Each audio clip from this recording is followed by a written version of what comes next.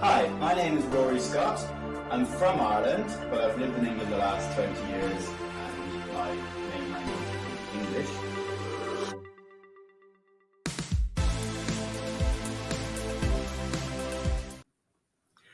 Hi, this is Rory's Table Tennis Topics, episode 17. And as usual, we've got a couple of new guests alongside my co-host Brett Holt. We've got Jamal Dennison and Tiana Dennison, both from Fusion Table Tennis Club, and they're going to give an introduction to themselves and their table tennis and their club, and then we'll start with the topics. So Tiana, ladies first, would you like to introduce yourself?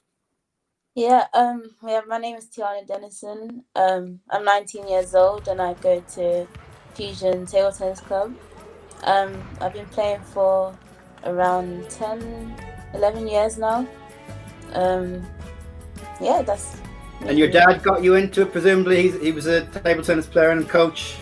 Yeah, my dad is, he runs Fusion Table Tennis Club, and yeah, he's been my coach all my life. And I got into it because Jamal, my brother, was playing before me. So. And you're playing in university nowadays, is that right? Yeah, I play at the University of Nottingham. Yeah. And are you there right now? Are you still in Nottingham right now? Yeah, right now I'm here. Yeah. Yeah. And is there, so presumably you're still playing because it's part of an educational establishment, you can still train and stuff, can you? We could before, but now it's like a full lockdown, so. Oh, I thought that, like, for example, Grantham College, because it's part of their kind of curriculum, they're still playing table tennis and they're training all that. And I thought that all kind of, I've seen it written down that like colleges and universities and schools are allowed to continue their training. I've seen something about that, but that's not the case for you then. Yeah, no, it was before, but then they just had to stop it like completely. So yeah, but like I say, some of them are still going. I don't know what the difference is, but yeah, obviously, some can and some can't by the looks of it. And kind of when during normal times, how much would you train per week, and do you play competitions, etc., Tiana? Yeah, well, while I'm at university, I might train 2 or 3 times a week. But when I'm in London, I train a lot more. So I'll say maybe 4 or 5 times a week. Nottingham, is that is that Nottingham Trent or Nottingham University? Nottingham University. That's the one with Callie Sibley and all the top there, isn't it? Yeah, yeah. That's probably the best university for table tennis in the country, isn't it? Yes, yeah, yeah. Arguably, yeah. And who's on your team? My team, specific, because the women's is only teams of 2. My team. Oh, this year. My teammate is Lois Peak. Sorry. Lois Peak, not a bad teammate. Wow. First strong. Yeah, what a result. She's from our neck of the woods. She's from West Sussex, where Brett and I both live in West Sussex, and she's from West Sussex.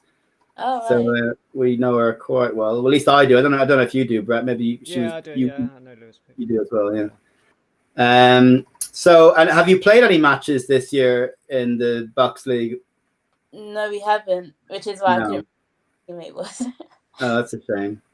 Good. Okay, and we'll move on to Jamal. If you introduce yourself. Yeah, from Jamal, and I guess I'm just a fan of table tennis. Obviously, I am part of Fusion, and I do play and I do coach as well. Still struggling to get into top 100 in England, but that's how it goes, really. What's your best ever ranking in men's? Best ever was I think it was 70, like bang on 70. So you did make it in the top 100 then. I did make it, like literally straight after, it just went all downhill. So, yeah, I just literally like struggling. I made it to 99 for 1 or 2 months, I think, and then went out of it again. But yeah. But when did you start playing? Because I remember the first time I saw you or played against you, you were probably already 15 or something, I'd say. Yeah. I think so. because I literally started really, I guess, training and playing when I was like 15 years old, actually. So I started really late compared to, just, I guess, everyone else, to be honest. But so presumably, because your dad's a player and a coach, did he try to get you playing earlier and you weren't really interested, or he didn't try to get you into it, or why did you start late, considering your dad plays and coaches and stuff? Well, I think it's a bit of both. So I wasn't really interested. I was more interested in football. And at the time, Fusion was very far. So my dad he's literally just kind of like, I'm in an R, just like, he took me sometimes, but he just said, you know what, it's actually quite long and, you need to study and stuff. So at the time, he just didn't really take me. But then he realized after, especially when for Tiana, he realized that he actually could do it. So kind of missed the chance there. But so you kind of got into it at age 15. But when was your first ever experience of literally hitting a table tennis ball? Oh, I think it was really young. I think it must have been like maybe 9, something like that. Just literally just hitting it, but nothing serious. On a table? When was the first time you played on a table, tennis table, like on a proper table? I feel like I'm not sure. I think my dad brought me to a table tennis tournament, and I can't remember which one it was. Could have been like at Crystal Palace or something. And literally he put me on the table and saw that I could hit the ball. So he just literally, we just played really. But I think I was about 9 years old. Yeah. And how much would you play now outside of COVID if it was a normal situation? Well, like 3 or 4 times a week. Yeah. But I was literally, I think this year or this season, I've trained more than any other seasons. Oh, so yeah, 3 or 4 times a week. And there's obviously good people to practice with at Fusion, so you get some good partners to practice with. Yeah, it's a mixture of juniors and seniors, so yeah, definitely got some good practice partners. Yeah. Just quickly go back to Tiana. We didn't ask you what your ranking is. What's your under 21 ranking in England? My under 21 ranking is top 10. That's very good. Yeah. 9. And do you know about your ladies ranking, or? I think it's in top 25. I think. Not bad at all. Not bad at all. Good. Okay, so Brett has got his quick fire round, which he introduced last week. So he's going to ask a question, and then Tiana and Jamal are going to give relatively short answers. Yeah. Okay. To start off with our quick fire round, so what do you feel is your strongest side, your forehand or your backhand side, Tiana? I think my forehand is my strongest side. Yeah. Definitely my backhand. Yeah, 100%. Yeah, I've seen your backhand. Very stable. Very stable. Very stable, and then when he goes for it, woof, like a rocket, isn't it? 100%. So, do you prefer games of up to 11 or 21 on the old scoring system, or would you prefer a different scoring system, like at the World Championships of ping pong? You know, where you play up to 15, you got a double point, and. I think I prefer the system now with up to 11. Yeah. Yeah. Good choice. I think 11, but I don't know why. I just really want to try 21, but I'll say 11. You probably both never had 21, have you? You never played that? No. No, Brett and I did. Yeah, We're both older than you guys. 21 is. But what about the World Championships of ping pong? Play up to 15, and then you can call for a double point, get a special ball. I like that, but it feels like it's too showy. It doesn't feel like it's proper sport. Okay, yeah, fair dues. Okay, so if you could start out again, would you be an attacker or a defender, or would you prefer to be like a hybrid player? Oh, I think I'd be an attacker still. Yeah. I just prefer that type of game. I like the aggressiveness. Yeah. I think I'll be hybrid actually. I think I'll do some chops and attacking. Yeah, I think I'll love to do it. Get back. Is that something you might change to, Jamal, in the future as you approach veterans or anything like that? Do you think you might change eventually in the future? I don't know. Maybe you might see me with some pimples. I don't know. A bit of a laugh. Yeah. It's fun. It is fun, believe me. Yeah. Definitely. So, what is your favourite food? Oh, I like lasagna. Yeah, Good choice. I can live with that. Yeah. I guess I can't go wrong with a burger.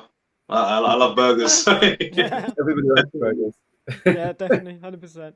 So, what is your favourite TV program at the moment?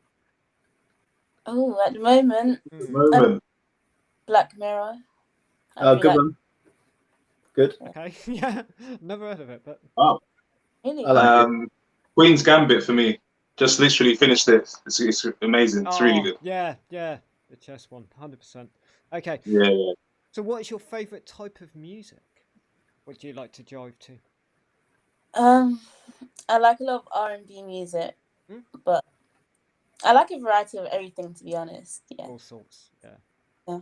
Cool. Yeah, I'm the same with Tiana with variety, but I'm definitely a hip hop head. I love hip hop. Hip hop, R&B, yeah, nice. Okay, Cool. so are you a football fan? And if you are, what is your favourite team? I'm not a football fan. I Okay, don't we really. can let you off. So far, Tiana's choices have been quite similar to mine. Really?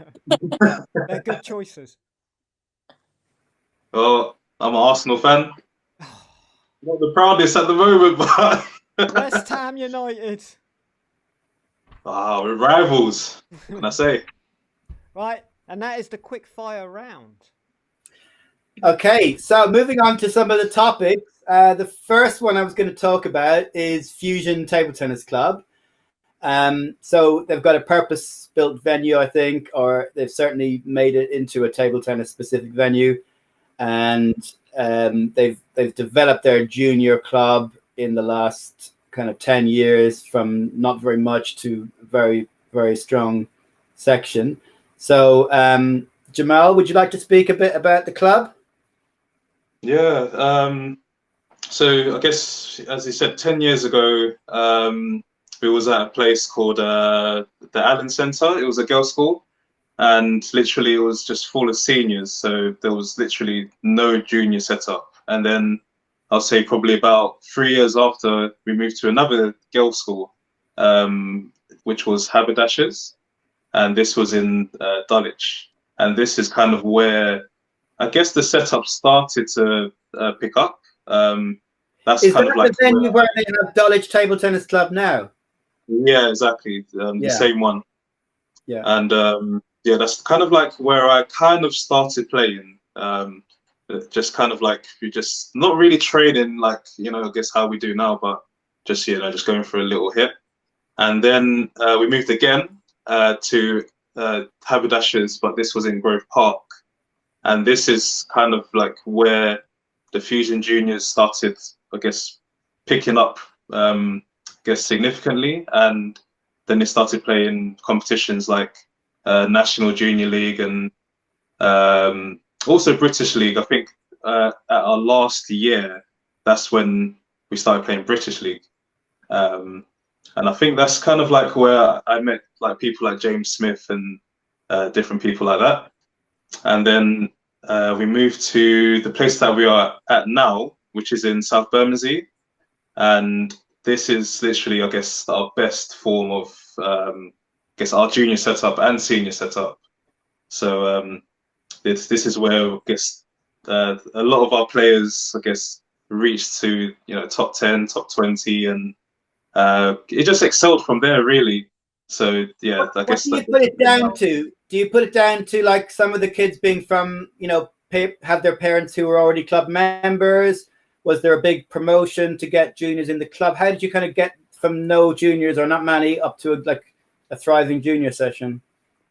Well, I have to kind of put it down to my dad, because at the time, the place that we were at before, he didn't really know about just table tennis for juniors. He didn't really know about it. And once we started to get juniors, that's when he kind of like just looked at, I guess, the outside world. So he saw that there was a junior avenue, and then literally just kind of just plugged all the players into it, and I guess that's probably why it picked up so much. So it wasn't really, because I say in terms of promotion, I don't think we've done very well in terms of like just spreading the word around and stuff, like compared to like Brighton Table Tennis Club and different stuff. But I guess when you've got a good venue and you've got already a good practice session with lots of good senior players, if a junior player comes along, as long as they're kind of welcomed and they've got their people are happy to play with them and they're going to be supportive, then I think you can go from there. Having a good senior setup in the first place would have helped if juniors came along, I think, wouldn't it? And then once you get a number of them, then you can start doing a separate junior session, I suppose. It's kind of gradual, I suppose. Would you agree? Oh yeah, definitely. Like, cause I guess the seniors, they will set an example, and the juniors. I mean, it's quite lucky that we have kind of like a setup that we have, because we kind of like promote ourselves as like a family club, and that's for. I mean, there's so many clubs that do the same thing as well, so it's really good for table tennis. So the seniors really said, you know what, if there's someone that doesn't really play very well, they'll allow them to just have a hit with them. They can just block whatever and stuff like that. And literally, the integration was really, really good. And I mean, you have the odd ones that kind of like, just kind of like brush the I guess the juniors away, or the beginners away, but most of them, they literally just said, you know what, you can come and play with us. So I think the integration has been really good and still is really good. And is the venue, is it more or less a full time? Do you have it full time, or do you have it certain days, or what's the situation with the venue? It's full time, so we can have it any time we like, but we just have certain sessions. So like on a weekday, we kind of just do it in the evenings. But if there's like a special occasion, if someone wants to just use it in the morning, then we have the keys to open up. So yeah, it's 24 hours. And I mean, do members have their own keys, or is only the committee members have keys, or? Yeah, some of the committee members, they only have keys, but yeah, the members, they don't have keys. So it's just when someone comes to open up, then people can come in. Yeah. And Tiana, would you like to add anything on that topic of the club and how it maybe helped you improve and practice and all that? Yeah, well, as Jamal said about, our club presents itself as sort of a family, and I think for getting, younger people to stay and having a junior session, I think having that sort of family format made people, like the juniors, enjoy the sessions all together, because we're like all friends, not just teammates. Like we get along really well. So. And did you join those junior sessions when you were a junior? Yeah. So, well, when I was let's say around 9 or 10, the people that I mainly played with was like James Smith and Reese Vidalingham, and we kind of like formed a little group that we would always just play together, and like we were the younger kids compared to, there was people named Jack Merton and Aaron Bash. Like, oh yeah, that was kind of my group. When I was. But was it a structured junior session with coaching, or was it just you turned up and you tend to gravitate towards the other juniors and practice with and do your own kind of thing? So, well, they had like some sessions, but like for like us three, my dad would do like a 1 to 3 sort of session. So we would just like train in that way. Yeah. And are there many junior girls or senior women that play, or even veteran women that play in Fusion, that practice, or? There's not that many, but it's gotten a lot better over the years. But there's about maybe 4 or 5 of us now, maybe, who are like of good standard and like willing to play and dedicated. Yeah, cool. Okay, and the next kind of topic we were looking to discuss was about international training camps. I know Fusion tends to organise international training camps most years. So they've been to China, Austria, Holland, places like that. So, Tiana, would you like to tell us about the camps that you've been involved with, and kind of given a kind of an appraisal of each one, strengths, and about what's kind of good about each one, etc. Yeah, sure. So I think the first camp that I went to was Slovakia. We went there twice for 2 years, and yeah, for the first camp to go to, it showed like a different standard from England, and like opened my eyes to how many different players there were in the world. And yeah, I think it was very good, the format. And Standard wise, was it good standard? Well, I suppose you were. Don't know, when did you go there? we went there. I was probably around 12 when I went there. Right. So your standard wouldn't have been as good as it is now. So you might not have been kind of aware of the top players, or was it a high standard? Do you know? Or so when I was younger, I was like top in my age category, so it was good for the standard that I was at the time. Yeah. So yeah, I think the standard was quite good. I've also been to Holland. We went to Holland the most recent years, and those were some very good camps. I think they had like a lot of good players, and they do it in a format where there's 2 different groups. So one group for the higher players and one group for the lower players, and I think the structure of it is quite good. And the socializing aspect is also really nice. Like everyone is friendly, and it's just a nice environment to be playing table tennis in. And then okay. Have you been to China as well? Yeah, we went to China in 2015 and in 2016, and that was very, very intense. Very intense training. In these training camps, by the way, did they speak any English, or was it having to translate, or No, English. Everyone they spoke were all English. done in English, were they? Yeah. Oh, that's handy. Well, some of them, like, they always have coaches that could speak English. Right. So some of them might have translated or whatever. Yeah. But yeah, China was very intense. It was also really fun. We got to go sightseeing and stuff as well. So, like, we got like a good experience of the culture as well as table tennis. Yeah. If you're going to go as far as China and you're going to spend quite a lot of money getting there, you've got to see some of the tourist attractions as well, haven't you? Yeah, for sure. Yeah. I mean, if you go to France, it's it's not that far away, so you don't necessarily have to. But if you got to go to China, you kind of need to. And Jamal, how about yourself? What camps have you been on, and what was your favorites and stuff?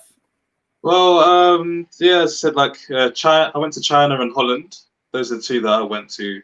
China, as Tiana said, it was really intense, and I think that's the time where I saw that I needed to do more training. I needed to do more fitness and all sorts, because they were training for like 2 hours, and then you have your food, and then you do multi-ball for about an hour and a half, and then literally after that you'll do some running. So that was it every day. So when I did that, and I guess I experienced it, I thought, like, I need to step up. And I think that's kind of like the first realization. So it was good for that. But I think the most enjoyable ones have been the Holland camps, because, as Tiana said again, it's friendly, but everyone still wants to be intense, and they train hard. So there's a guy called Gabrielis, who's I think he's top 10 in the world for cadets.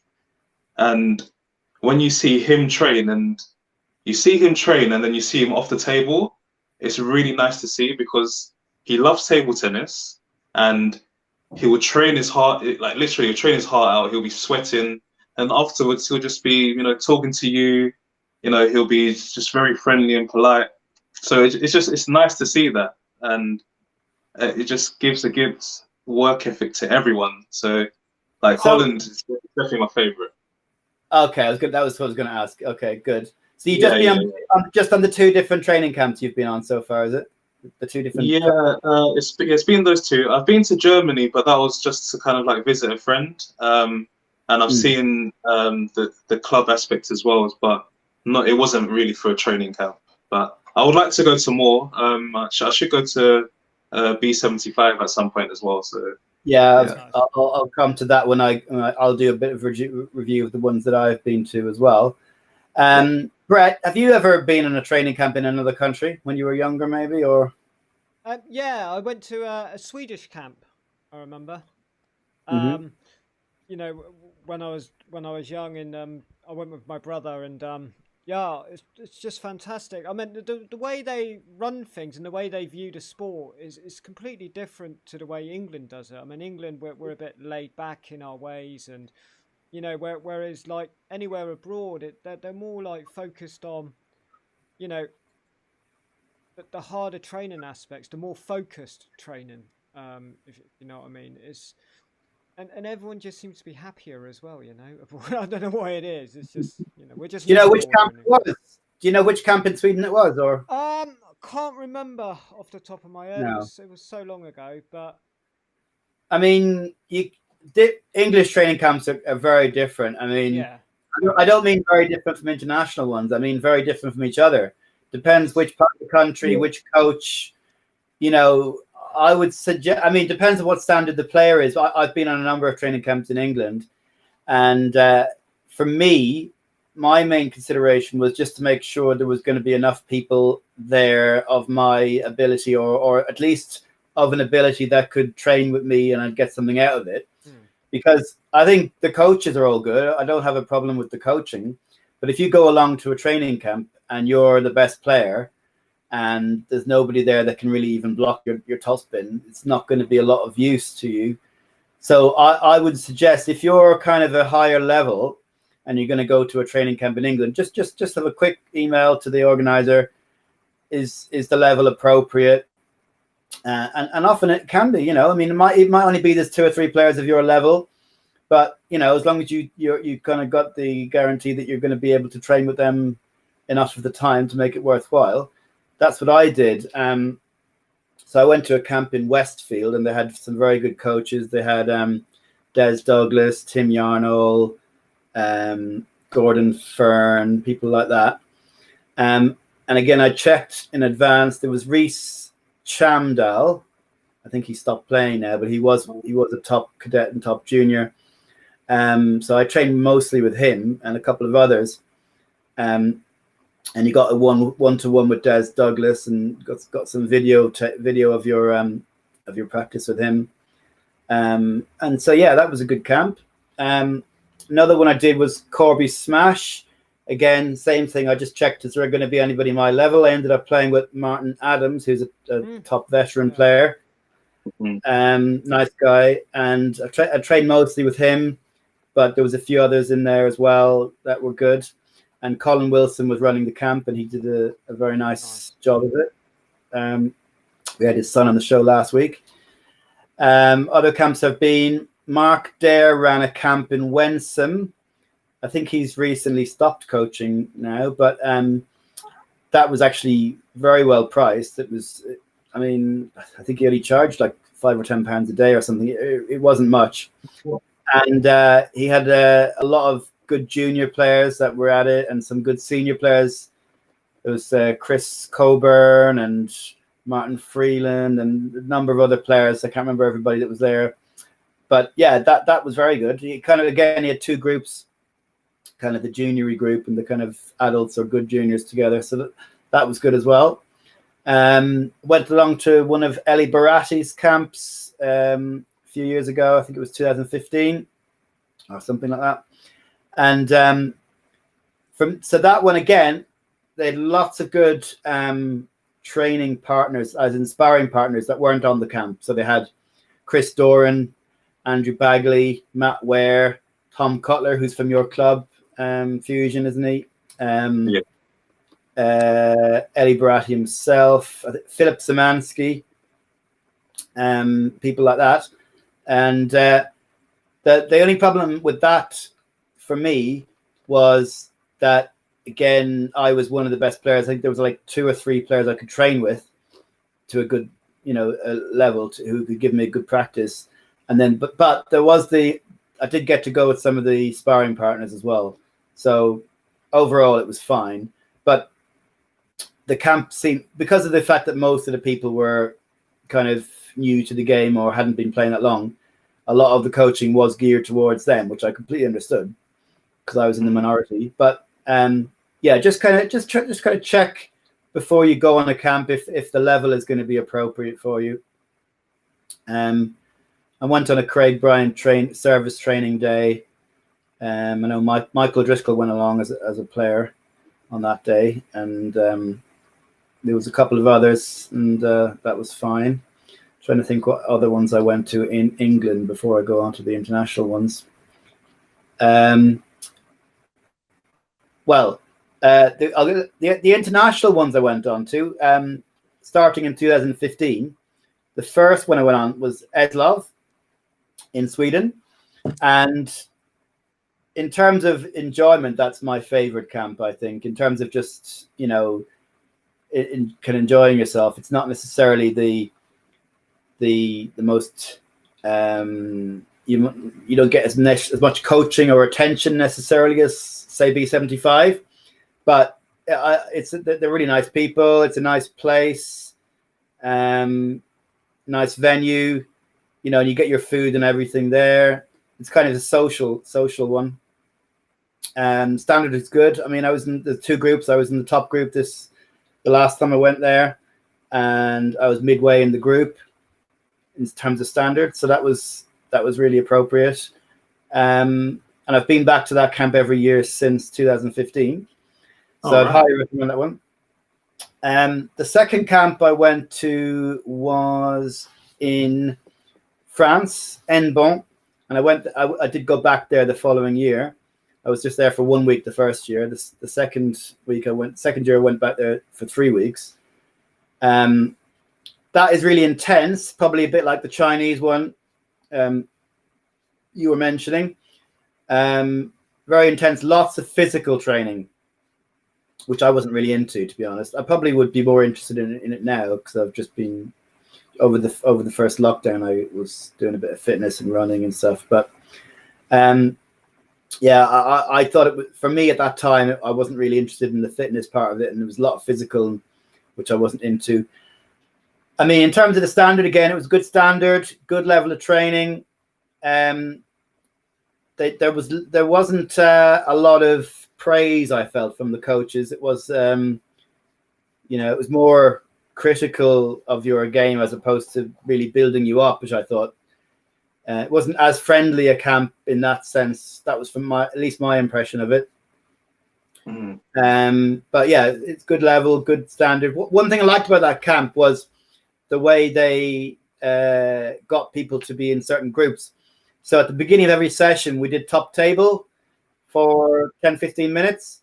So the very first session on the very first day of the week, so the morning session on a Monday, was 2.5 hours of top table. So by the end of that 2.5 hours, you'd more or less found your level. And then when it came to the second session, you stayed in that level. Well, actually, no, they did 10-15 minutes top table before that session, so you could still have a chance to go up or down. And then every time they'd finish after 10-15 minutes, and you'd be left with your training partner for the next session. And they could move people around if you ended up with the same people all the time. So I liked that way because it wasn't subjective. Some of the other camps, it's like, oh, we'll put you there based on your ranking, based on kind of perceived ability. But it's very hard. Whereas with the top table, it's objective, and there was also the chance of going up and down each day. I was always in the top group except maybe once. So I was there for 4 weeks. I think there was one session in those 4 weeks I wasn't in the top group, but I was midway in the top group most of the time. So give you an idea of the level.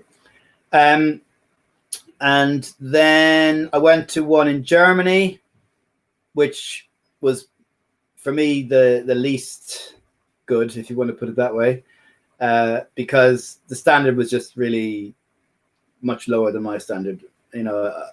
a lot lower than my standard. But in fairness to them, they did kind of warn me before I went. But I was like, well, it's got to be pretty good. I was thinking in my head, because it was in Borussia Dusseldorf,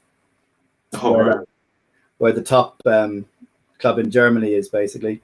And we did get to see Dmitry Ovtcharov training with I think it was a Chinese training partner, and stuff like that. But on the actual course itself, the level of the players wasn't high enough for me. There was a little tournament at the end of the week, and I felt guilty just beating all these people, like, and I won a rubber or something at the end of the day. I'm like, should I keep it? Or it was, I did keep it in the end. But yeah, I didn't feel that the coaching. Well, first of all, it was all in German, and I can speak a bit of German, but I didn't catch everything, and I generally ended up having to find out from other people what we were doing, and there wasn't any effort to translate into English. There was only about 2 or 3 people who were English speakers on the camp, other than myself. So and I could speak a bit of German. When they spoke to me, they spoke in English, but when they were doing all the demonstrations and the coaching, it was all in German, which is fair enough, I suppose. But yeah, I didn't get a great feeling that the coaches were very advanced or experienced or whatever. But that might have been wrong because of a bit of a slight language barrier. But anyway, so that was that one. And then for me, the best camp that I've been to internationally is B75 camp. In terms of everything, it's kind of got everything. You get a lot of individual attention from the coaches. You've got basically one coach to every 8 players when you're in the training hall for half the day. Nice. And then you've got one coach to every 4 players when you're in the multi-ball hall for the other half of the day. So each day you spend half the day in the multi-ball and half the day in the training hall. There's 3 coaches for every 16 people. 2 of them are in the multi-ball hall, 1 is in the training hall. So you get a good coach to player ratio. Before each session and after each session, they've got a check-in process and a check-out process. So you discuss your aims and goals at the beginning of the session, and then you discuss what went well, what needs to be improved after the session. And then you've got a roadmap session twice a week where you write everything out, and you've got plans and goals and drills that you're going to be doing, and and as well as that, they do organize outside activities like going to the beach, going to the amusement park, those kind of things. They have a hard bat tournament usually and a regular bat tournament. So yeah, it's good accommodation. You've got your own room, but usually 2 people in a room. Got very good food on site. It's a nice area. It's a nice quiet area. Very good facilities in the training hall. A lot of highly qualified, highly experienced coaches who are also very good top players. A lot of them have been professional players in their time. Most of them Chinese players. There tends to be 1 Chinese player in each group, and the 7 sections. The first year I went there, I was in group 3, and then moved up to group 2 halfway through, and then the next couple of years I was there in group 1, and then last time I went there, which was not this summer because of COVID, went there as a coach for 3 weeks as well. You're a coach there now, aren't you? Yeah, I was going to be this year again, but it was all basically cancelled. There was only a little small camp just for the local players this year. So yeah, that's my my recommendations for camps, basically. Tiana, you were going to talk a bit about university table tennis, about Nottingham University. You want to give us a bit on that? So they have 3 sessions a week, and they have more sessions for the scholars as well. The main coaches are Kelly Sibley, someone named Mate from 5 times English champion, isn't she? Sorry? 5 times English champion? Something like that. Yeah, I think so. Number 1 for ages. Yeah. Yeah, and there's a lot of people at the club. Like, there's a huge You variety. train with the men as well, as opposed to just training with the girls, or Yeah. We all train with each other. yeah. Yeah. Okay, yeah, that's good. Yeah, there's about, I don't know, 25 players who come. Who usually go to the training sessions each time, so it's good turnout. Yeah, it's good numbers. Yeah. Are you in second year now, or what year are you in? Yeah, this is my second year. So obviously this year you said you haven't done any matches, but last year how did you do in matches? Yeah, we did good. I was with this Chinese player last year, and I think we came second in our league. Nice. So yeah, we did pretty good. I only lost one match that season, so. Oh wow! And how about the Chinese player? How did she do? She didn't lose that many either, so that's why we came second. But we lost the actual final match. Yeah. Did you get promoted up a league, or is that are there different leagues, or? I don't actually know. I'm not sure. I just play. There's quite a lot of teams, isn't there? Yeah. So, I'm not sure. And Brett, you were going to ask a question as I noticed also out there on the wild internet, and even you're wearing your shirt, Big Shot. He's got an amazing YouTube channel. You should really go check it out, people. I'll put a link in the description of the show notes. But just let me know, like, because of the last videos that I watched were when you guys went off to a training camp. You caught the ferry and off you went, and it was fantastic coverage, I thought. And a lot of people, like, that I've seen are also are like really interested in, behind the scenes of following the players on their journey, wherever it is you go. How did you get started, and what made you just film it? Just started table tennis production, really? Well, I think in terms of, I guess, YouTube in general, I guess we have got some, I guess, big pioneers for table tennis. So obviously you got Table Tennis Daily, which I just absolutely adore. I think Dan Ives has done so well with that. Yeah. And then you've got Pongfinity, which does like the trick shots and stuff. And I was actually having a discussion with Dan, and he was just talking to me saying, you know what, like, I think there should be more, I guess, English YouTube channels that are doing table tennis. 100%. And I was just like, well, why not? Like, I have a camera, and I should just start it, really. So it just happened from there. And I mean, like, it's been really good. Like, my kind of vision for it is to get more table tennis out there for the UK. Yeah. So I kind of want to, like, just film British League. I want to film different clubs doing, what they literally do, like just different sessions. The everyday table tennis. Yeah. Grassroots, man.